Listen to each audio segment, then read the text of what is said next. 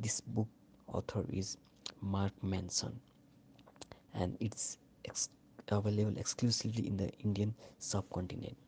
So let's get started. Everything is Fogged, also by Mark Manson, a subtyped Art of Not Giving a Fuck. Everything is Fogged, a book about hope. Mark Manson. For Farenda, of course. Contents here is part 1 hope, and part 2 is everything is Fogged. So in part 1 chapter, the uncomfortable truth. Chapter 2 is self control is an illusion, and chapter 3 is Newton's law of emotion, and chapter 4 how to make all your dreams come true, and chapter 5 is hope is Fogged, and part 2 is everything is Fogged. Chapter 6 the formula of humanity. Chapter 7 pain is the universal constant. Chapters 8 the feelings economy, and chapter 9 the final religion. And then after there is acknowledgements and notes. So let's start it by chapter 1 hope.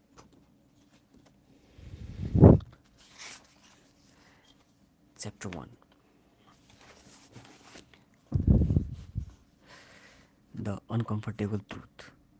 On a small plot of land in the monotonous countryside of century Europe, amid the warehouses of a former military barracks, a nexus of geographically concentrated evil would arise denser and darker than anything the world had ever seen. Over the span of 4 years, more than 1.3 million people would be systematically sorted, enslaved.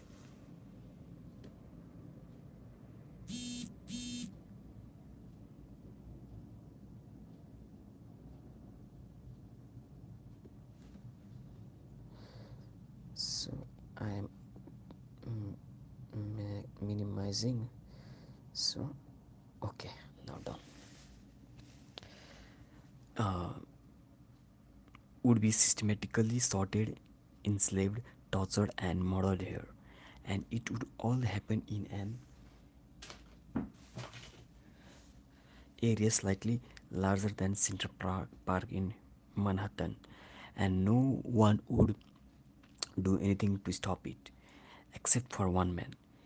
It is the stuff of fairy tales and comic books. A hero marches headlong into the fairy laws of hell to comfort, confront some great manifestation of evil.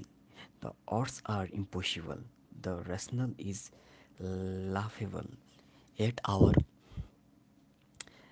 fantastical hero never hesitates, never flinches.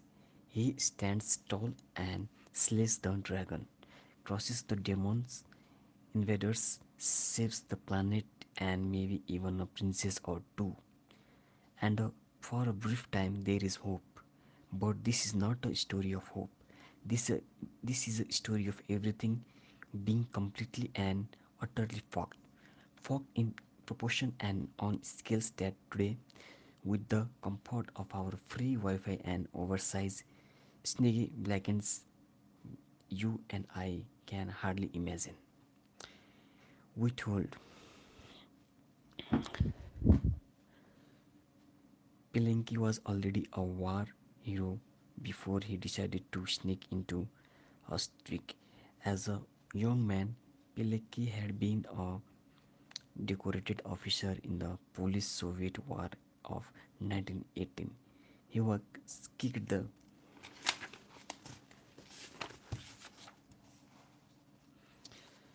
communist in the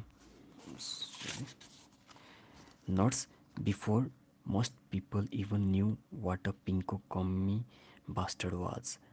After the war, Pilecki moved to the Polish countryside, married a schoolteacher, and had two kids. He enjoyed riding horses and wearing fancy hats and smoking cigars.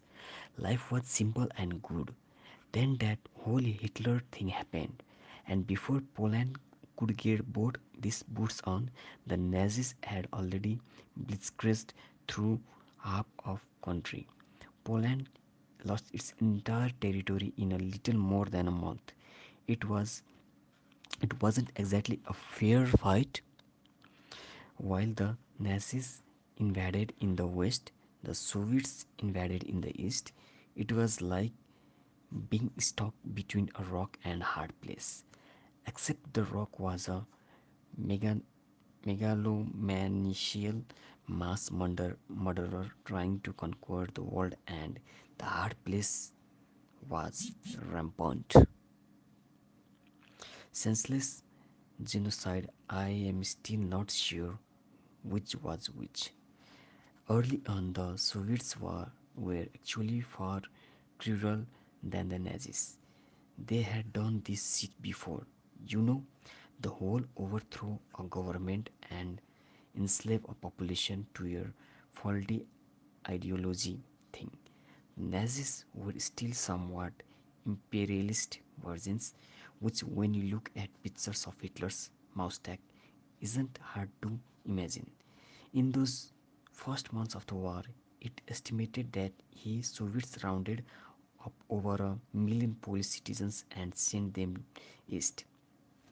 Think about that for a second. A million people in a matter of months just gone.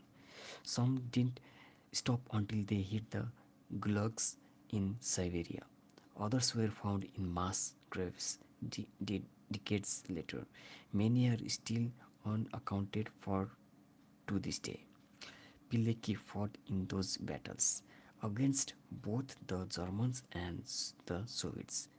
And after that defeat, he and fellow police officers started an underground resistance group in Warsaw. They called themselves the Secret Police Army. In the spring of 1940, the Secret Police Army got wind of the fact that the Germans were building a massive prison complex outside outside some backwater town in the southern part of the country. The Germans named his new prison complex Auschwitz. By the summer in 1940, thousands of military officers and leading Polish nationals were disappearing from western Poland. Fears arose among the resistance that the same mass incarceration that had occurred in the east with the Soviets was now on the menu in the west. Pilecki and his crew suspected that Auschwitz is a prison the size of a small town was likely involved in the disappearances and that it might already house thousands of former Polish soldiers. That's when Pilecki volunteered to sneak into Auschwitz. Initially, it was a rescue mission. He would allow himself to get arrested, and once there, he would organize with other police soldiers, coordinate a mutiny, and break out of the prison camp. It was a mission so suicidal that he might as well as have asked his commander permission to drink a bucket of bleach. His superiors thought he was crazy and told him as much. But as the weeks went by, the problem only grew worse. Thousands of elite Poles were disappearing, and Auschwitz was still a huge blind spot in the Allied intelligence network. The aliens had no idea what was going on there and little chance of finding out. Eventually, Pilecki's commanders relented. One evening at a routine checkpoint in Warsaw, Pilecki let himself be arrested by the SS for violating curfew. And soon he was on his way to Auschwitz, the only man known ever to have voluntarily entered a Nazi concentration camp.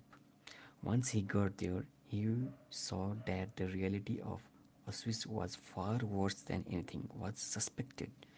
Prisoners were routinely shot in roll call lineups for transgressions as minor as feet getting or not standing up straight.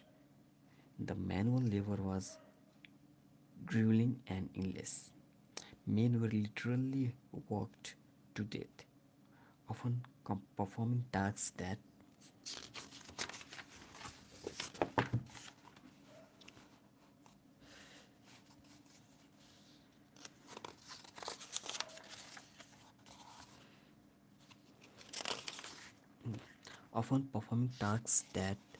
were useless or meant nothing.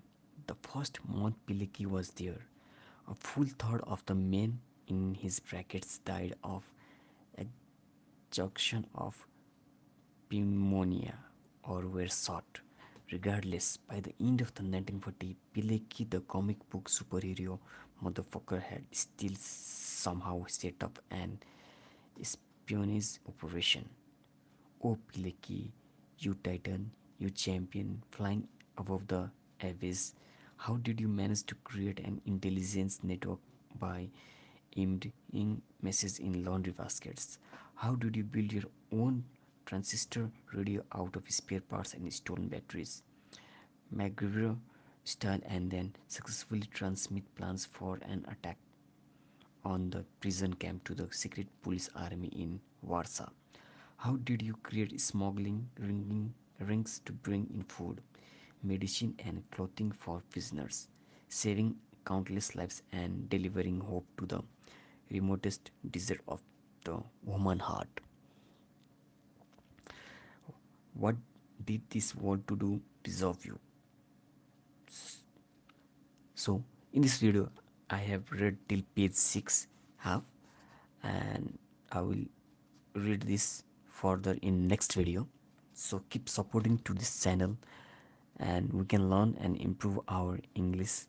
So this book is very good, and I will be learning from this also, and you may also can learn from this video. So thanks for watching this video. Please subscribe to my channel and get like this knowledgeable sites from this video. Thank you.